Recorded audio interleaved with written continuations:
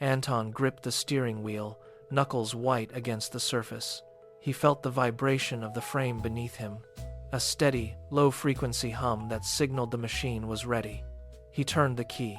The engine sputtered, a wet, coughing sound that died before it could catch.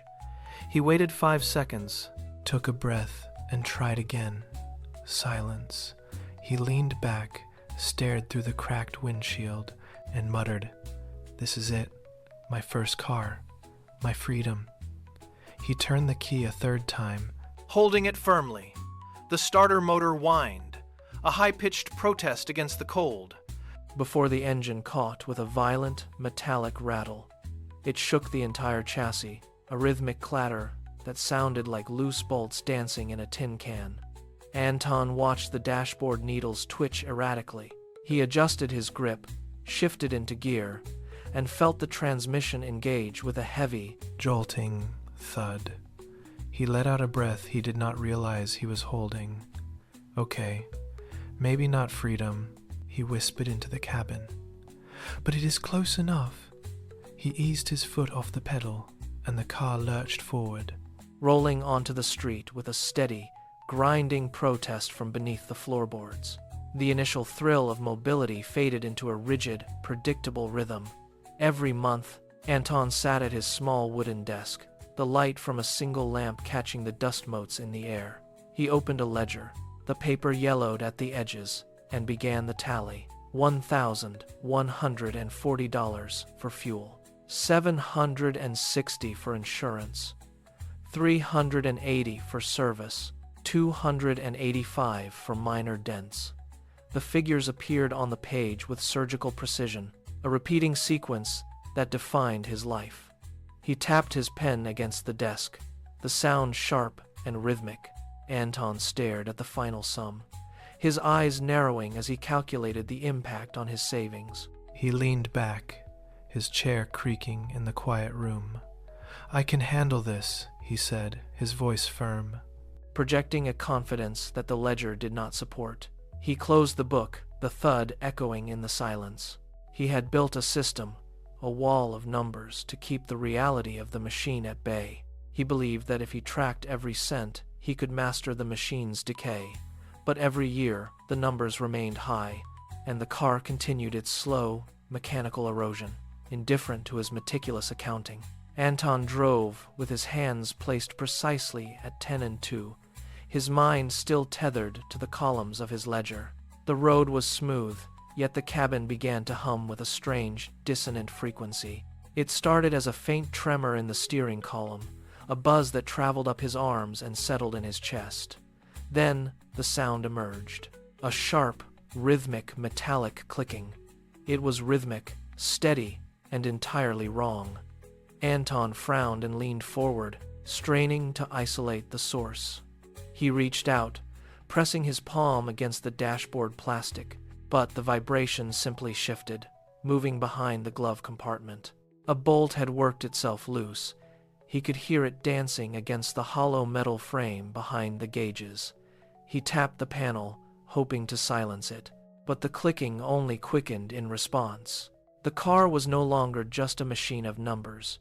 It was becoming a collection of loose parts held together by habit and pressure.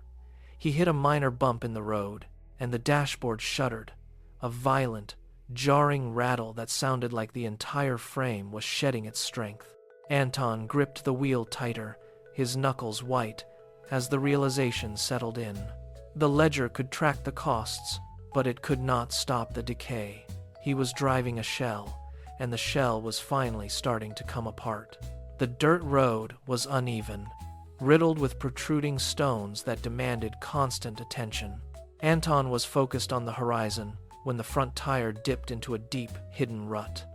A jagged rock, buried just beneath the surface, caught the underside of the vehicle with brutal force. A deafening, metallic crunch echoed through the cabin, vibrating upward through the floorboards and into his seat. The engine sputtered once, a wet, choking sound, and then fell completely silent. The power steering died instantly, the wheel jerking hard against his grip. Anton slammed his hands against the rim, his knuckles pulsing with the impact. He turned the key, but the only response was a hollow, rhythmic clicking. Silence rushed back into the space, Heavy and absolute. He stared at the dashboard, then down at the floor, his breathing ragged. The cost of this moment was already forming in his mind, a crushing weight far heavier than the metal beneath him. He shouted into the emptiness, "No, no, no." The car remained immobile, a dead weight on the dusty track. The financial reality of an engine overhaul loomed, a massive figure that eclipsed his ledger and his control. He sat there, hands trembling, waiting for the silence to stop mocking him. The silence in the cabin was thick with the scent of burnt oil and cooling metal.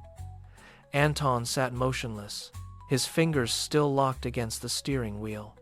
He pulled the invoice from his pocket, the paper stiff and unforgiving.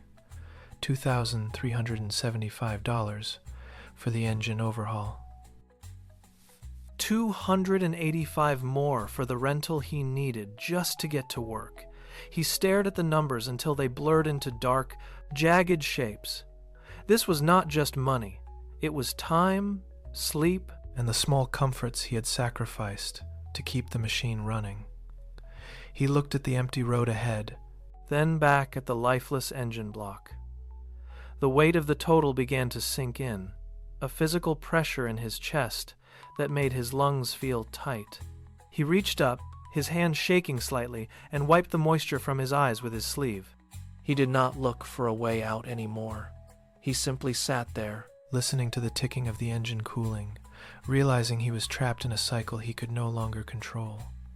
Every dollar spent was a link in a chain that had grown too heavy to carry. He took a deep, shuddering breath, leaned his forehead against the cool glass of the window, and prepared to start the long, expensive walk home. 3 years had passed since the engine failure, but the rhythm of debt had remained constant. Anton sat in the driver's seat, his hand wrapped around the worn gear lever. He needed to reverse out of the driveway to make his morning shift. He pulled the lever back with a firm, practiced motion. A sharp, dry crack echoed through the cabin, more violent than the sound of a breaking bone. The lever went limp in his hand, detached from everything beneath the floorboards. The car did not move. It sat dead on the asphalt, a heavy, unyielding obstacle. He tried to wiggle the gear stick, but it swung loosely, disconnected and useless. The realization hit him like a physical blow. He reached for his phone, his fingers hovering over the screen, already calculating the tow. $2,850 for a new gearbox. Another $190 for the tow truck. His insurance premiums had already jumped by another $140 this month. He dropped his hand, let his forehead fall against the cool, vibrationless glass of the window, and stared out at the gray street. He whispered into the small space, "How can one part cost more than the whole car?" The machine offered no answer. It simply sat there, silent and broken, while the cost of his loyalty continued to climb, indifferent to his exhaustion. The repair shop bill was paid, the gearbox replaced, and the car returned to the driveway. Then, something happened that Anton had not expected. The engine stopped demanding attention. Between the 11th and 13th years, the cycle of constant mechanical failure stalled. The car became a steady, if uninspiring, presence. He spent $1,330 on fuel and $900 on insurance each year. But the sudden absence of surprise repair costs felt like a reprieve. He sat in the driver's seat, the silence of the dashboard no longer unnerving, but strangely comforting. He ran his hand over the cracked steering wheel, noting the lack of new rattles or loose bolts. The car sat under the sun, metal cooling without a hiss, tires holding their pressure for months at a time. Anton tapped his fingers against the dashboard. Listening to the lack of mechanical protest, he leaned forward, eyes fixed on the empty road ahead, and whispered, "Maybe I finally have control." The car made no sound in return. It remained motionless, a quiet machine resting in the driveway. While Anton sat in the stillness, convinced that he had finally outlasted the demands of his own vehicle. He did not know that the silence was merely the calm before the final, inevitable mechanical collapse. 14 years. The car had survived that long, and Anton had begun to believe it might actually outlive its own mechanical fragility. He pulled into the parking lot on a Tuesday, his mind drifting toward the errands he needed to complete. He turned the wheel, checking his mirrors, but his attention flickered for a fraction of a second. A concrete pole, weathered and gray, stood perfectly positioned in his blind spot. He did not see it. He did not brake. The car continued its turn, and then the world stopped. A sickening, structural crunch vibrated through the floorboards and up into his teeth. The hood buckled, the metal folding inward with a screech of tearing steel. One headlight shattered. Glass sprang across the pavement like diamonds. Anton slammed his palms against the wheel, his head snapping forward with the impact. The engine stalled instantly, leaving him in a sudden, ringing silence. He sat there for a long time, listening to the cooling metal tick and groan. When the mechanic finally handed him the repair estimate for the bumper and the housing, the paper felt heavy. The figure written in ink was $1,425. Anton stared at the number, then let the invoice flutter down onto the passenger seat.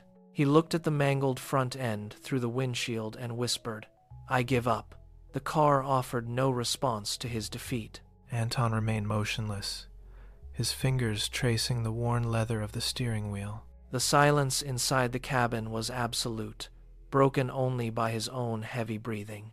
He reached into the glove box, pulled out a stack of crumpled receipts, and began to tally the wreckage of his finances.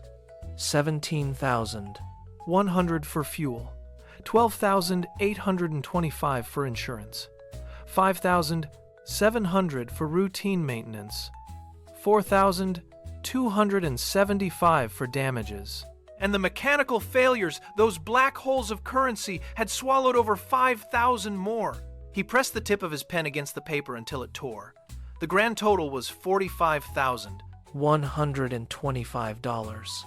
He stared at the number, the ink blurred by the dim light of the dashboard. He did the math again, then a third time, but the sum refused to shrink. He looked out through the cracked windshield at the world beyond the hood.